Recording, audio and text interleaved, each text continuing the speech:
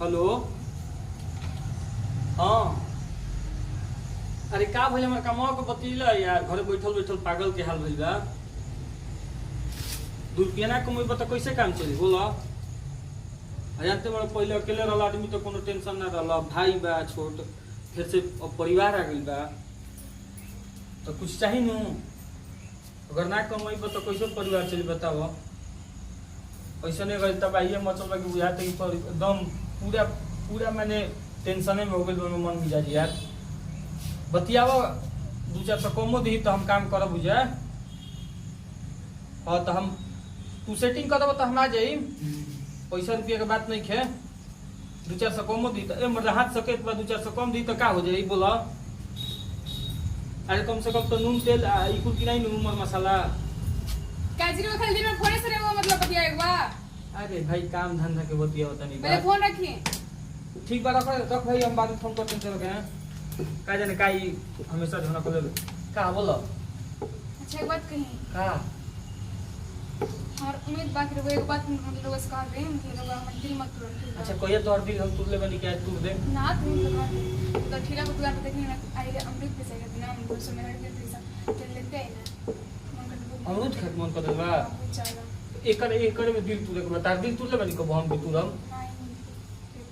हाथ ना प्यार से बोल दे बुला तो अमरूद का हम पूरा पड़ अमरूदिया के पेड़ उठा के ले आते घर ही लगा दे और को में तुर तुर खाई है कैसा। लेके आई ना प्लीज, बहुत मन करता खाने। ठीक बा भैया ले ले आई खिसिया मत सरकार। खिसियात में कितना प्यार से बोलते हैं। तो जाता नहीं हम छुटका भैया जाई जा तब ले ले आई जा। ठीक है सुनो ना अब का कही तो पैसा देबा के अपने पैसा से ले अपने पैसे से लेते हैं हम पैसा। कोई काम धंधा देखो तो बंद बा ओकरे खातिर फोन के लगनी है 2-4 कमो दी है नु तब हम काम करे आ जाए। तो कल से ठीक बा हम बतियावा तनी तो तारा अमरूद खाए के मन कइए देले बा तब ओकरा खातिर कुछ होको तारा अमरूद के हम व्यवस्था कर ठीक नु। जल्दी जा ठीक बा ठीक हो जाता नहीं। नी बउआ में तो कहला कि एकदम पिलुआ लागल बा संती का लागल बा पोते नहीं की झोल हो गई बा तेरा के झारे के चाहता झोलवा तैया मरुतिया अरे अबे मरुतिया काले देख के गई रही एक दूगो पाकर रही का हो गेल मरुतिया कोई तुरत का खेनियो वाला का आदमी तुर ले गेल बा। आई हो भगवान ये सब माता की तुरत पोते नहीं के चलो अब तो बुझाता है कहे के पड़ी हमारा घर हाय दे और सब बहुत आई भाई कोई मरुतिया तुरत। अच्छा एक दिन एक दिन चोट पकड़े कर घबराए के जरूरत नहीं थे घबराए के जरूरत नहीं थे पता चल गई पाकल बा लेकिन 2-4 गो काम करी लइका अपना खाए। अरे ए चाची तारा मुंह तो बड़ा फरल बा हो। आई हो दादा तू ही ना तू के ले जाता हो। ये चाची का हो एगो बात कही 2-4 गो कह चिल्ला के कहू तो ना कहो हमारे लिए 2-4 गो अमरूद दे दो। हमरा भी उतना टाइम नहीं खे तो हनी जे खातिर इतना बढ़िया भगवान नहीं खिल लगावे हमर बुझा गई ना फरल बयस त कहते न मीठा लागे तब तो हनी जान तो 4-5 अमरूद पाकर है तू के लगा बजा तो हमनी के का जान जाए हां ये मरुतिया की हमनी के तो एक बेर आई नहीं जा ये दे दो चाची हमर के एगो नहीं ये खा का दोनों भैया खा ना खा ना के ये हमारा तो हम नाती खइया सन ए बबू, मेहरारू मंगल बिया हमर खाए खातिर ए चाची एगो अमरूद दिए दे ना दो। अब हमरो के आदि दो हम हम ले कौनो कीमत बना दे ऐसे कि हमर बगीचा बुझा दे अब जान गई नी कि जब आज एगो आइला द खाए वाला चीज के माना ना कर जाला एगो आज आइला जा ना तो हम मान गनी कि तो होनी जा तुरंत आ जा ना ना देबो एकर मतलब ना ना एगो ना देब हम ना। हमरा उतना टाइम लेके बतिया के जा जा अपना का घर चाहत तोर पेड़ पर अमरूद मत रहो कल से। तो हरे ना, तो तोहरे ए बार ना देबू नु काल तार झाड़ के दे तोहरे खातिर कितना दाम में लगा के पेड़ नहीं खिल लगावे ए लेकिन बार नन देबू एक बार मुंह ना। झाड़ दे चाची ना एगो अमरूद ना दे देल बुझाते कि 20 खाची बोल देबो एगो अमरूद दो। बाप रे बाप एका के पोसता नी पालता नी लइकन लेके एकरा के खा डालता नी माटी आज डालता दावा नी तारू खाए वाला चीज है बनानी के खेल तो ना अरे तो देबू का कहत हैं हम के कहिनो अमरूद दे मांगते जे एगो हो हीरा दे दे खावा सब मांगत हैं दो अमरूद दे दो। ना ये मन नाती खइया सन जा जा जा जा ओ जे बड़ा ठेला पकी ना ना जा दी फाड़ के खा ले जा हम अच्छा तो चल नाटी खा लेन से तो हमनी के तार लइका ले खाने खी जा का लड़का लेखा लड़का लड़का नहीं खींचा तब न कहता रे तोहनी कैसे अब हिम्मत भइल आ कैसे तोहनी के जला सक नहीं चाची के घर पेड़ ना ओनी जा तो घूमे चल आज ही कर मुझ फरल बगीचा में खाइए ई तोरा रोज बगीचा लगत लगता ई रोज कहत रहनु कि ए भैया अमरूद रोज बड़ी मीठा लागेला रे सुन कहतन जा कहतनु कि हौ चाची बाड़ी नु के बगनिया में अमरूद खूब लागल बा हम कहने चल तब बुझे हाथ साफ को ले अच्छा जा जा हमरा कपार पर टांडो मत जा जा अच्छा दा और मुझे ना देबो तो एगो नींबू दा निभा ना दे जा ठेला पर क्या जा हमारा तोरा नहीं खबर जोरत पर जो ए खींच चाची जो सुना ना पहले बतिया हमरा के पैसा नहीं हम मौगी कल से नु कि अमरूद हमर खाए के मन पता का जाने कौन बेचे आई रहल अमरूद बुझल नु आ पैसा नहीं के तो कहनी कि ठीक बा किराई जा रहला ना ले लहन जा तो यह किराई बा ना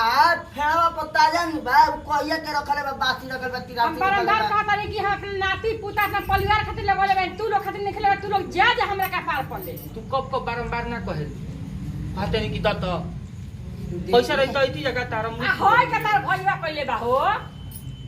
ई हो गेल भाई नाच पार्टी में नु रहते हम नाच पार्टी में रही हैं तो जो जीवा का की फल कमर से ले नाच पार्टी ले मांग के नाच पार्टी में अमरूद फरेला अमरूद है ना देबू ना अमरुद नहीं खे चाची ना हो एगो दे दो एगो ना दे दो ना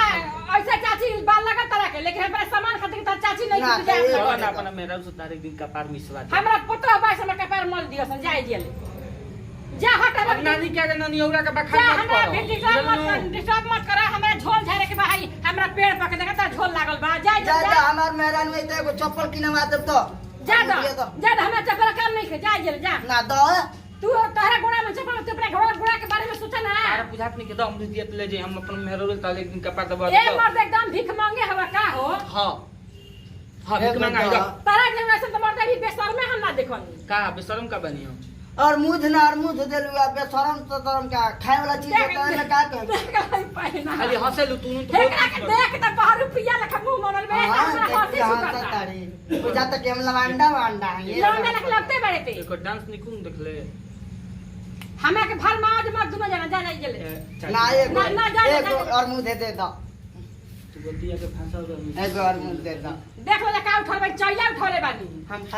एगो चैला भुए ना और गिरी मुंह तू ला तू को एगो चैला भुए ना गिरी तू के पकड़ में कहले चाची हमरा नहीं की भइल ना कि चाची के पेड़ा पर मुर्तिया ना लगा हां अब देखा ना आज क्वेश्चन को नहीं क्या हमरा का अरे काहे बिसरा तू देख मत तू रही तू तू तनी यहाँ हाँ। मत हमार पे